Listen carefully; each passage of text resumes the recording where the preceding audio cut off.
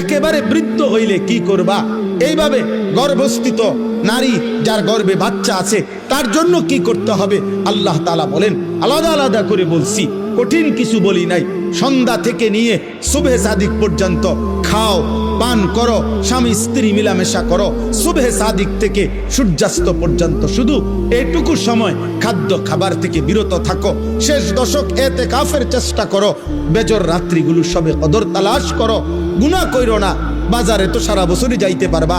কাপড়, লুঙ্গি, shirt, sari, three piece, জুতা এ তো সারা বছরই কিনতে পারবা। একটা মাস আমি রহমত দেই, মাগফিরাত দেই, নাজাত দেই। একটা নেকিকে আমি 70 গুণ না, শুধু হাজার লক্ষ কোটি গুণ নেকি বাড়ায়া দেই। এত কিছু দিয়ে আমি চেয়েছি যেন আমার বান্দা জান্নাতি হয়, মুত্তাকি হয়। তুমি বান্দা কদর করো।